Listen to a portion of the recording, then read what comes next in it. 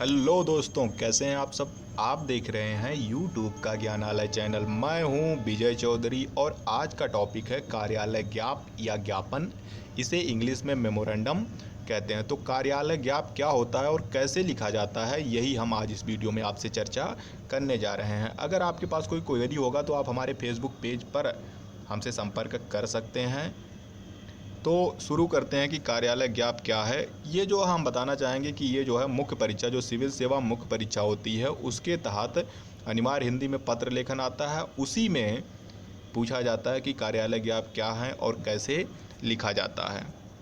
This is me विजय चौधरी। अगर आप हमारे बारे में और कुछ जानना चाहते हैं या फिर सिविल सेवा से जुड़ी हुई कोई बात हो तो आप हमसे कभी भी संपर्क कर सकते हैं www.facebook.com/vijaychaudhary.official पर।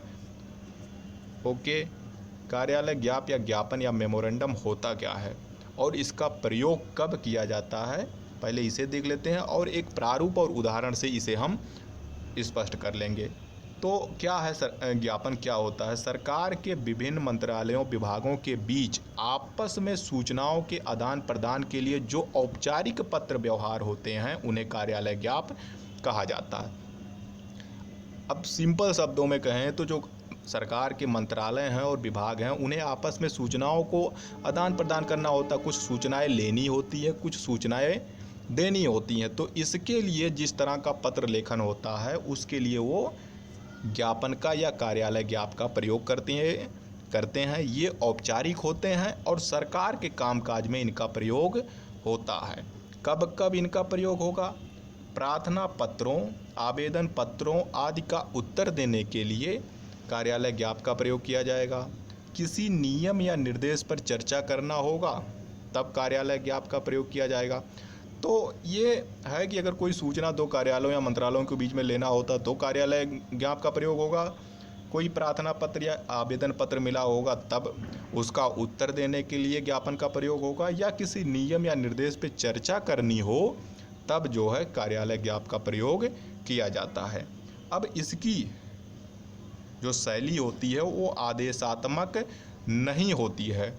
जैसे हमने कार्यालय आदेश में पढ़ा था उसमें आदेशात्मक शैली होती थी, लेकिन कार्यालय ज्ञाप आदेशात्मक नहीं होती है, यानी उसमें किसी तरह का कोई किसी को आदेश नहीं देता है।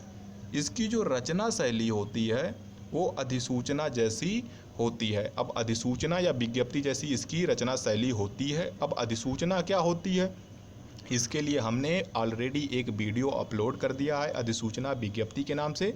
आप उसे देख लें तो आपको सारी बातें क्लियर हो जाएंगी। तो ये है कार्यालय ज्ञाप और ये कब प्रयोग किया जाता है। अब एक प्रारूप से इसे स्पष्ट कर लेते हैं। ये कार्यालय ज्ञाप का एक प्रारूप है।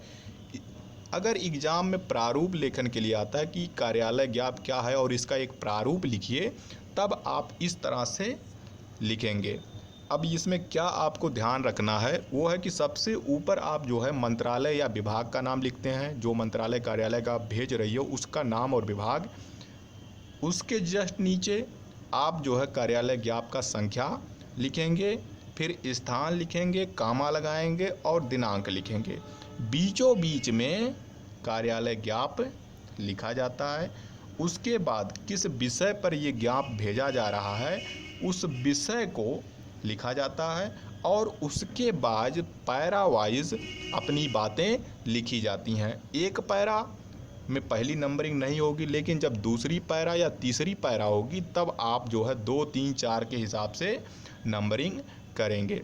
तो ये हो गया विषय और जो होता है उसकी बॉडी हो गया। अब जब ये पूरा कार्यालय का पूरा हो जाएगा तो आप दाहिनी तरफ भेजने वाला अपना हस्ताक्षर करेगा, नाम लिखेगा और पद लिखेगा, और बाईं तरफ जिसे पत्र भेजा जा रहा है यानी सेवा में मंत्रालय और विभाग का नाम लिखा जाएगा। ये दोनों एक सीध में होंगे, ठीक है। तो ये एक प्रारूप है कार्यालय ज्ञाप का, जिसके हिसाब से जो होता है या इसी प्रारूप पर कार्यालय ज्ञाप लिखा जाता है। अब एक उदाहरण से इसे स्पष्ट कर लेते हैं कि कैसे जो है कार्यालय ज्ञाप लिखेंगे। तो ये एक उदाहरण है कार्यालय ज्ञाप का, ठीक है।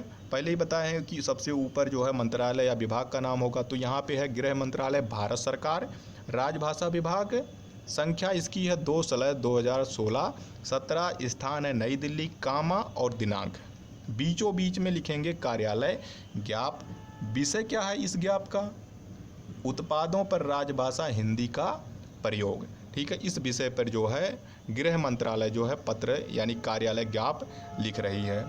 क्या है विषय? तो उत्पादों पर राजभाषा हिंदी के प्रयोग के संबंध में है। अब केंद्र सरकार, अब देखिए क्या लिखा गया है। केंद्र सरकार के उद्यमों द्वारा अनेक प्रकार के उत्पाद तैयार किए जाते हैं। यह देखा गया है कि उनके विवरण प्रायः अंग्रेजी में दिए रहते हैं। ऐसा करना राजभाषा नीति के विरुद्ध है। केंद्र सरकार यानी गृह मंत्रालय कह रही है कि जो उत्पाद केंद्र सरकार यानी जो सार्वजनिक उद्यम होते हैं उनसे जो उत्पाद बनाए जा रहे हैं उसमें जो विवरण छपता है, जो पैकेज होती है, पैकेट होता है, वो इंग्लिश में लिखे रहते हैं, हिंदी में क्यों नहीं लिखे रहते? उसी के संबंध में इसे भेजा जा रहा है। अब दूसरी बात, अब ये जो पत्र भेजा जा रहा है यानी जो ये ज्ञाप भेजा जा रहा है, गृह मंत्रालय वित्त मंत्रालय को भेज रही है। दो मंत्रालयों के बीच में जो होता है सूचनाओं का आदान प्रदान हो रहा है। दूसरी बात यह है कि वित्त मंत्रालय से अनुरोध है कि वह अपने नियंत्रण में आने वाले निगमों तथा कंपनियों को निर्देश करें कि भविष्य में उनके द्वारा निर्मित उत्पादों का विवरण अंग्रेजी के साथ ही हिंदी में दिया जाए। ठीक है, ये अनुरोध है गृह मंत्रालय का वित्त मंत्रालय के साथ कि जो सरकारी या सार्वजनिक कंपनियां हैं उनके यहाँ जो भी उत्पाद बनते हैं उसमें विवरण जो दिया जाता है पैकेट पे वो अंग्रेजी के साथ हिंदी में भी दिया जाए। तीसरी बात, इस संबंध में जारी किए गए आदेश का एक प्रति इस विभाग को सूचनार्थ भेजी जाए। ठीक है, इतनी बात थी जिसके लिए कार्यालय ज्ञाप लिखा गया। अब दाईं तरफ नीचे हस्ताक्षर आभाषा सचिव राजभाषा विभाग यानी गृह मंत्रालय का जो राजभाषा विभाग है, जो हिंदी है, उसके उन्होंने जो है उनके सचिव ने जो है सेवा में वित्त मंत्रालय भारत सरकार नई दिल्ली को ये ज्ञाप लिखा है। तो ये एक उदाहरण था और उससे पहले जो हमने बताया था वो एक प्रारूप था। तो इसी के बेसिस पे जो है कार्यालय ज्ञाप या ज्ञापन या मेमोरेंडम लिखा जाता है। अब अगर एग्ज़ाम में मतलब ऐसा तो अगर उदाहरण पूछा जा रहा है तो आप इसे भी आराम से लिख सकते हैं, लेकिन अगर वो खुद जो है कोई टॉपिक दे रहे हैं कि इस टॉपिक पे जो है आप कार्यालय ज्ञाप लिखिए तो उसी को थोड़ा सा मॉडिफाई करेंगे और इसी प्रारूप पर आप एक कार्यालय ज्ञाप लिख देंगे। लेकिन लिखते समय सावधानी ज़रूर बरतें। हम हर वीडियो में बताते आ रहे हैं कि यहाँ पर जब आप उदाहरण या प्रारूप लिख रहे होते हैं तो गलतियों को माफ़ नहीं किया जाएगा। एग्जामिनर जो है उनका हिंदी प्रेम जो है राष्ट्र प्रेम से भी ज़्यादा भारी होता है, तो वो किसी भी तरह की गलती को माफ़ नहीं करेंगे। आप चाहे छोटी सी गलती करें या बड़ी गलती करें, क्षम्य नहीं होगा। तो अगर आपको वीडियो अच्छे लग रहे हों और ऐसे ही वीडियो के लिए आप अपडेटेड रहना चाहते हैं तो चैनल को सब्सक्राइब करना ना भूलिए। अगर चैनल सब्सक्राइब कर चुके हैं तो शेयर करना ना भूलिए।